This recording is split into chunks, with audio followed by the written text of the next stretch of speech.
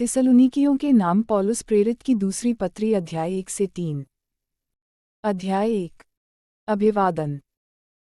एक पौलुस और सिलवानुस और तीमुथियुस की ओर से थिस्सलुनीकियों की कलीसिया के नाम, जो हमारे पिता परमेश्वर और प्रभु यीशु मसीह में है, दो हमारे पिता परमेश्वर और प्रभु यीशु मसीह की ओर से तुम्हें अनुग्रह और शांति मिलती रहे।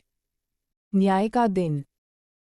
3 हे भाइयों, तुम्हारे विषय में हमें हर समय परमेश्वर का धन्यवाद करना चाहिए, और यह उचित भी है, इसलिए कि तुम्हारा विश्वास बहुत बढ़ता जाता है, और तुम सबका प्रेम आपस में बहुत ही बढ़ता जाता है। 4 यहाँ तक कि हम आप परमेश्वर की कलीसिया में तुम्हारे विषय में घमंड करते हैं कि जितने उपद्रव और क्लेश तुम सहते हो, उन सब में तुम्हारा धीरज और विश्वास प्रकट होता है। 5 यह परमेश्वर के सच्चे न्याय का स्पष्ट प्रमाण है कि तुम परमेश्वर के राज्य के योग्य ठहरो, जिसके लिए तुम दुख भी उठाते हो।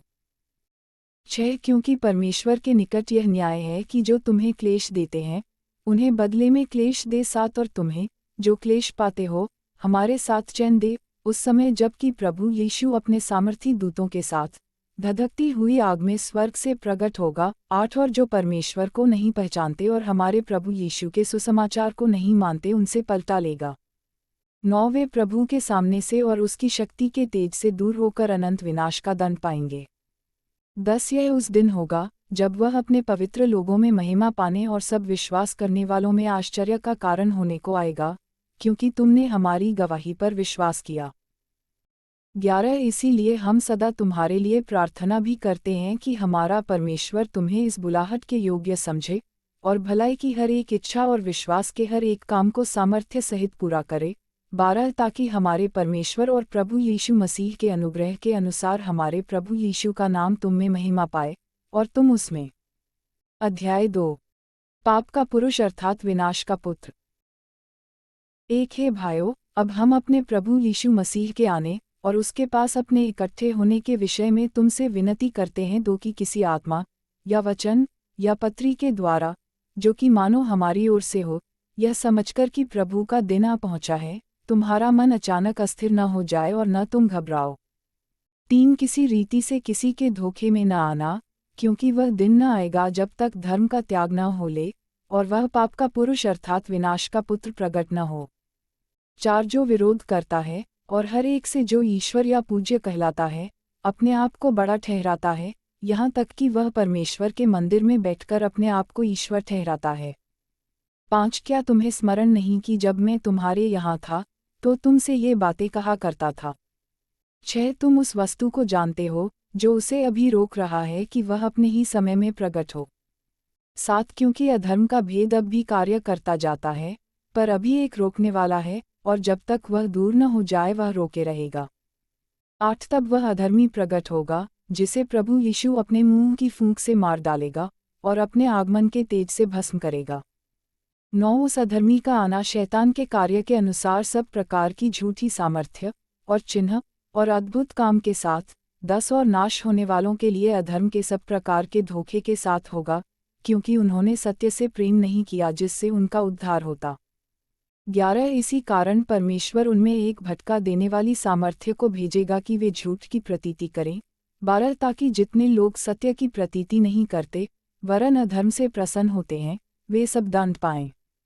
दृढ़ बने रहो। 13 हे भाइयों और प्रभु के प्रिय लोगों, चाहिए कि हम तुम्हारे विषय में सदा परमेश्वर का धन्यवाद करते रहें, क्योंकि परमेश्वर ने आदि से तुम्हें चुन लिया कि आत्मा के द्वारा पवित्र बनकर और सत्य की प्रतीति करके उद्धार पाओ। 14 जिसके लिए उसने तुम्हें हमारे सुसमाचार के द्वारा बुलाया, कि तुम हमारे प्रभु यीशु मसीह की महिमा को प्राप्त करो। 15 इसलिए हे भाइयों, स्थिर रहो, और जो बातें तुमने चाहे वचन या पत्री के द्वारा हमसे सीखी हैं, उन्हें थामे रहो। 16 हमारा प्रभु यीशु मसीह आप ही और हमारा पिता परमेश्वर, जिसने हमसे प्रेम रखा और अनुग्रह से अनंत शांति और उत्तम आशा दी है। 17 तुम्हारे मनों में शांति दे और तुम्हें हर एक अच्छे काम और वचन में दृढ़ करे। अध्याय 3। प्रार्थना करने का अनुरोध। 1 अंत में, हे भाइयों, हमारे लिए प्रार्थना किया करो कि प्रभु का वचन ऐसा शीघ्र फैले और महिमा पाए, जैसा तुम में हुआ। 2 और हम टेढ़े और दुष्ट मनुष्यों से बचे रहें, क्योंकि हर एक में विश्वास नहीं। 3 परंतु प्रभु सच्चा है, वह तुम्हें दृढ़ता से स्थिर करेगा और उस दुष्ट से सुरक्षित रखेगा। 4 हमें प्रभु में तुम्हारे ऊपर भरोसा है कि जो जो आज्ञा हम तुम्हें देते हैं, उन्हें तुम मानते हो और मानते भी रहोगे। 5 परमेश्वर के प्रेम और मसीह के धीरज की ओर प्रभु तुम्हारे मन की अगुवाई करे। कार्य करने का उत्तरदायित्व। 6 हे भाइयों, हम तुम्हें अपने प्रभु यीशु मसीह के नाम से आज्ञा देते हैं कि तुम हर एक ऐसे भाई से अलग रहो जो अनुचित चाल चलता और जो शिक्षा उसने हमसे पाई उसके अनुसार नहीं करता। 7 क्योंकि तुम आप जानते हो कि किस रीति से हमारी सी चाल चलनी चाहिए, क्योंकि हम तुम्हारे बीच में अनुचित चाल न चले। 8 और किसी की रोटी मुफ्त में न खाई, पर परिश्रम और कष्ट से रात दिन काम धंधा करते थे कि तुम में से किसी पर भार न हो। 9 यह नहीं कि हमें अधिकार नहीं, पर इसलिए कि अपने आप को तुम्हारे लिए आदर्श ठहराएं कि तुम हमारी सी चाल चलो। 10 क्योंकि जब हम तुम्हारे यहाँ थे, तब भी यह आज्ञा तुम्हें देते थे कि यदि कोई काम करना न चाहे तो खाने भी न पाए। 11 हम सुनते हैं कि कुछ लोग तुम्हारे बीच में अनुचित चाल चलते हैं, और कुछ काम नहीं करते पर दूसरों के काम में हाथ डाला करते हैं। 12 ऐसों को हम प्रभु यीशु मसीह में आज्ञा देते और समझाते हैं कि चुपचाप काम करके अपनी ही रोटी खाया करें। 13 तुम, हे भाइयों, भलाई करने में साहस न छोड़ो। 14 यदि कोई हमारी इस पत्री की बात को न माने तो उस पर दृष्टि रखो, और उसकी संगति न करो, जिससे वह लज्जित हो। 15 तो भी उसे बैरी मत समझो, पर भाई जानकर चिताओ। अंतिम नमस्कार।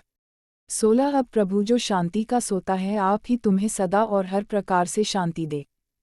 प्रभु तुम सबके साथ रहे।